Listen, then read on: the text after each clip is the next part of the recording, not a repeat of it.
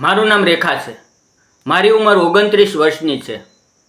ભલે જિંદગીએ મને ઘણા ઝાટકા આપ્યા છે, પણ આજે પણ હું મારી જાતને નબોળી પડવા દેતી નથી. મારો દેખાવ એકદમ સાધારણ છતાં આકર્ષક છે. લાંબા સીધા વાળ, ઘઉંવર્ણો વાન અને આંખોમાં એક અલગ જ ચમક. મારા લગ્ન ધામધૂમથી અમદાવાદના એક કાપડના વેપારી રમેશ સાથે થયા હતા. રમેશ સ્વભાવે બહુ દયાળુ હતા અને અમારું જીવન ખૂબ જ સરસ ચાલતું હતું. પરંતુ વિધાતાના લેખ કોણ ભૂસી શકે? લગ્નના 5 વર્ષમાં જ એક ગંભીર બીમારીના કારણે રમેશનું અવસાન થયું. અમારે કોઈ સંતાન નહોતું. પતિના ગયા પછી સાસરિયાઓએ મને ઘરમાંથી કાઢી મૂકી. મારો કોઈ મોટો સહારો નહોતો, એટલે હારી થાકીને હું પાછી મારા પિયર સાબરકાંઠાના એક નાના ગામડામાં આવી ગઈ. પિયરમાં મારા માતા પિતા નહોતા. મને મારા પિતરાઈ ભાઈઓએ આશરો આપ્યો. પણ મિત્રો, પારકા ઘરે ક્યાં સુધી બોજ બનીને રહેવું? ગામના લોકોની નજરો પણ મને ખૂંચતી હતી. તેથી મેં નક્કી કર્યું કે હું કોઈના પર નિર્ભર નહીં રહું અને પોતાની મહેનતથી જીવીશ. હવે ગામમાં જ એક બહેન પોતાના ઘરે નાનો પાપડ અને ખાખરા બનાવવાનો ગૃહ ઉદ્યોગ ચલાવતા હતા. મેં ત્યાં જઈને કામ માંગ્યું.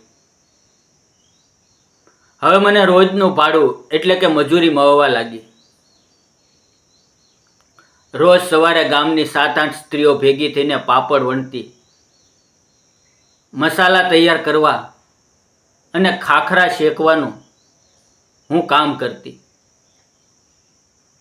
હું ઝડપથી અને ચોખ્ખાઈથી પાપડ વણતી, એટલે ગૃહ ઉદ્યોગના માલિક પણ મારા કામથી ખૂબ ખુશ હતા.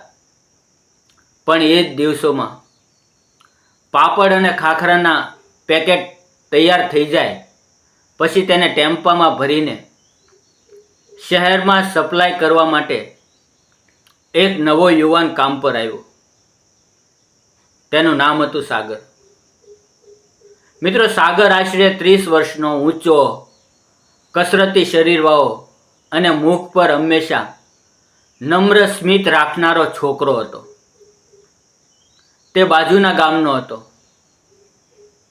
અને તેના ઘરની પણ આર્થિક સ્થિતિ નબળી હોવાથી તે આ માલ સામાન ફેરવવાનું કામ કરતો હતો. હવે જ્યારે સાગર માલ લેવા ગૃહ ઉદ્યોગની ઓરડીએ આવતો ત્યારે તે ખૂબ જ શાલીનતાથી મારી તરફ જોતો. તેની આંખોમાં એક અજીબ આદર અને ગંભીરતા હતી. બપોરે જ્યારે અમે બધી સ્ત્રીઓ કામની વચ્ચે વિરામ લઈને ભાતું ખાવા બેસતી, ત્યારે સાગર પણ ત્યાં જ એક ખૂણામાં શાંતિથી બેસીને પોતાનું ટિફિન જમતો. મિત્રો, તે ક્યારેય બિનજરૂરી વાતો નહોતો કરતો કે ન તો કોઈની છેડતી કરતો. તે પોતાની મર્યાદામાં રહીને બસ ક્યારેક મારી સામે જોઈને એક મીઠું સ્મિત આપી દેતો. તેની આ શાલીનતા અને સભ્યતા જોઈને જ મારા દિલમાં વર્ષો પછી એક આશાનો દીવો પ્રગટતો હોય તેવું લાગતું હતું. એક દિવસ એવું બન્યું કે પાપડનો ઘણો મોટો ઓર્ડર હોવાથી બધી સ્ત્રીઓ વહેલી સવારે કામ પતાવીને પોતપોતાના ઘરે જતી રહી હતી. પણ મારે થોડું પેકિંગનું કામ બાકી હોવાથી હું રોકાઈ ગઈ હતી. સાગર પણ માલ લોડ કરવા માટે મોડો આવ્યો. આખા ગૃહ ઉદ્યોગ કેન્દ્રમાં માત્ર હું અને સાગર જ હતા. બહાર ધીમો ધીમો વરસાદ પડી રહ્યો હતો. હું કબાટમાંથી ખાખરાના પેકેટ કાઢી રહી હતી. ત્યાં જ મારો પગ લપસ્યો. હું પડવાની જ હતી કે સાગરે દોડીને મને પકડી લીધી. તેના મજબૂત હાથોનો સ્પર્શ થતાં જ મારા આખા શરીરમાં એક ઝણઝણાટી દોડી ગઈ. અમે બંને થોડી ક્ષણો માટે એકબીજાને જોતા જ રહ્યા. સાગરે ધીમેથી મને સંભાળી અને મારો હાથ પોતાના હાથમાં જ રાખ્યો. તેણે ખૂબ જ ગંભીર અને નમ્ર અવાજે પૂછ્યું, રેખા, મેં જોયું છે કે તમે આખો દિવસ આટલી મહેનત કરો છો, પણ તમારી આંખોમાં એક ભારે એકલતા છે. શું તમે ક્યારેય કોઈને તમારો સાથી બનાવવાનું નથી વિચાર્યું?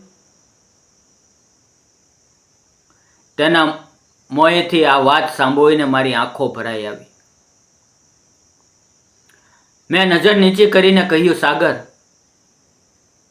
હું એક વિધવા સ્ત્રી છું. મારું નસીબ જ એવું છે. હવે ફરીથી ઘર વસાવવાનું મારા નસીબમાં ક્યાં? સાગરે મારો હાથ વધુ મજબૂતીથી પકડ્યો અને મારી આંખોમાં જોઈને કહ્યું, જો હું તમારા ભૂતકાળને ભૂલીને તમને આખી જિંદગી આદર અને પ્રેમ આપવા તૈયાર હોવ, તો શું તમે મારો હાથ પકડશો?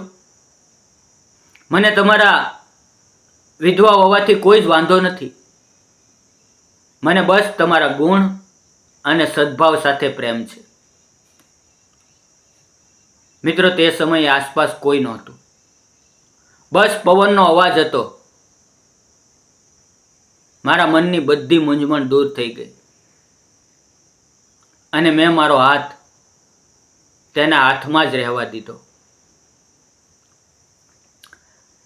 આ ઘટના પછી અમારા બંનેના મનમાં એકબીજા માટે આદર ખૂબ વધી ગયો હતો.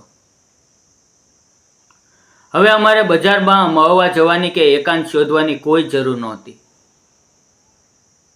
કારણ કે અમારો પ્રેમ એકદમ પવિત્ર હતો. બીજા જ દિવસે જ્યારે ગૃહ ઉદ્યોગના માલિક, જે ગામના ખૂબ જ પ્રતિષ્ઠ વડીલ હતા, ત્યાં આવ્યા, ત્યારે સાગરે હિંમત કરીને મારી હાજરીમાં જ તેની સામે આખી વાત મૂકી. સાગરે માલિકને હાથ જોડીને કહ્યું, સાહેબ, હું રેખાના ભૂતકાળને અપનાવીને તેમને આખી જિંદગી ખુશ રાખવા માંગુ છું. જો તમારી પરવાનગી હોય તો હું તેમના પરિવાર સાથે વાત કરું. માલિક સાગરની આ પ્રમાણિકતા જોઈને ખૂબ રાજી થઈ ગયા. તેમણે તરત જ મારા પિતરાઈ ભાઈઓ અને પરિવારને તે જ સાંજે ગૃહ ઉદ્યોગની ઓફિસ પર બોલાવી લીધા. સાગરે મારા ભાઈઓ સામે પણ એટલી જ નમ્રતાથી પોતાનો પક્ષ રાખ્યો અને કહ્યું, હું કોઈ ખોટો ખર્ચ કે આડંબર કરવા નથી માંગતો. હું તમારી બહેનને પૂરા સન્માન સાથે મારે ઘરે લઈ જવા તૈયાર છું. મારા ભાઈઓ, જે મારા ભવિષ્યને લઈને ચિંતિત હતા, તેમની આંખોમાં ખુશીના આંસુ આવી ગયા. તેમણે સાગરનો હાથ પકડીને આ સંબંધ માટે મંજૂરી આપી. અને મિત્રો, ત્યારબાદ કોઈ દોડધામ કે વધારે સમય બગાડ્યા વગર તે જ અઠવાડિયે અમે ગામના મંદિરમાં જઈને સાદાઈથી પ્રભુતામાં પગલાં માંડ્યા. ગૃહ ઉદ્યોગની બધી બહેનો અને માલિકે હાજર રહીને અમને આશીર્વાદ આપ્યા. લોકોએ શરૂઆતમાં થોડીક વાતો કરી, પણ સાગરે હંમેશા દિવાલ બનીને મારું રક્ષણ કર્યું અને સમાજ સામે મારું સન્માન જાળવ્યું. લગ્ન પછી અમે બંનેએ ગૃહ ઉદ્યોગમાં જ સાથે કામ ચાલુ રાખ્યું. સાગર માલ સપ્લાય કરવાનું મોટું કામ સંભાળતો અને હું અહીંયા મેનેજમેન્ટ જોતી. અમે બંનેએ દિવસ રાત મહેનત કરીને પૈસા બચાવ્યા. 2 વર્ષ પછી અમારા માલિકના સહયોગથી અમે અમારો પોતાનો નાનો ગૃહ ઉદ્યોગ શરૂ કર્યો. આજે અમારી નીચે ગામની બીજી 5 જરૂરિયાતમંદ સ્ત્રીઓ રોજગારી મેળવે છે. ઈશ્વરે અમને એક સુંદર દીકરો આપ્યો છે, જે બિલકુલ સાગર જેવો છે. આજે અમારી દુનિયા નાની છે, પણ સંતોષ અને સ્વાભિમાનથી ભરેલી છે. મિત્રો, આ હતી મારી વાર્તા. જિંદગીએ મને પસ્તી સમજીને છોડી દીધી હતી, પણ સાગરે આવીને મને સોનું બનાવી દીધી. તમને શું લાગે છે? શું એક વિધવા સ્ત્રીએ ગૃહ ઉદ્યોગ કે મહેનત કરીને આગળ વધવું અને ફરીથી પ્રેમ કરવો ખોટું છે? સાગરે કુંવારો હોવા છતાં કોઈ શરત વગર મને અપનાવી. તે તેની મહાનતા છે કે બીજું કંઈ? કોમેન્ટમાં તમારા વિચાર જરૂર લખજો. અને જો વાર્તા ગમી હોય તો લાઈક કરજો, અને ચેનલ પર નવા હો તો સબસ્ક્રાઈબ કરવાનું ભૂલતા નહીં. ફરી મળશું મિત્રો એક નવી વાર્તા સાથે. ત્યાં સુધી ધન્યવાદ. અને હા મિત્રો, જતાં પહેલાં એક વાત, આ વાર્તા ફક્ત કાલ્પનિક હતી. તેનો કોઈ પણ જાતિ ધર્મ સાથે સંબંધ નથી. આ વાર્તા ફક્ત મનોરંજન અને શૈક્ષણિક હેતુથી બનાવવામાં આવી હતી. ધન્યવાદ મિત્રો. જય હિન્દ.